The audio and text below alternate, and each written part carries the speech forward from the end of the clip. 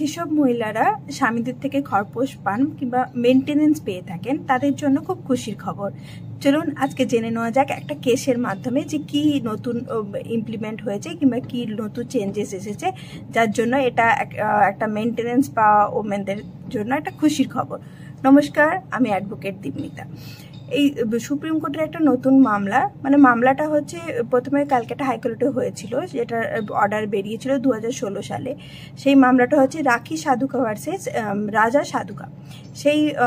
সেই মামলাতে মহিলা রাখি সাধুকা যিনি মেনটেনেন্সটা ক্লেম করেছিলেন, তিনি কিন্তু হাইকোর্টের অর্ডার অনুযায়ী 20,000 টাকা করে মেনটেনেন্স পেতেন। তো এবার এটা 2016 সালের অর্ডার।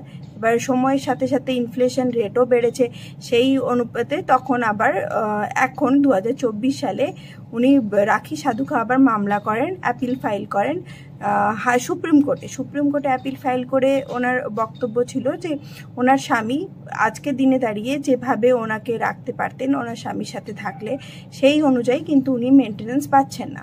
আচ্ছা, সেই জন্য সুপ্রিম কোর্টের কাছে অ্যাপিল করেন এবং সুপ্রিম কোর্ট সব কিছু পর্যবেক্ষণ করে স্বামীর ইনকাম, বর্তমানে কি কতটা লাইবিলিটিস আছে, সব কিছু পর্যবেক্ষণ করে ওনার মেনটেনেন্স অ্যামাউন্ট কিন্তু বাড়িয়ে দিয়েছেন। সেই 20,000 টাকা বেড়ে কিন্তু আজকে 50,000 টাকা মেনটেনেন্স অ্যামাউন্ট করেছেন।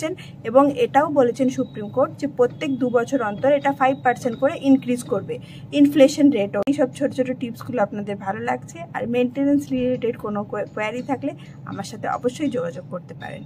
নমস্কার।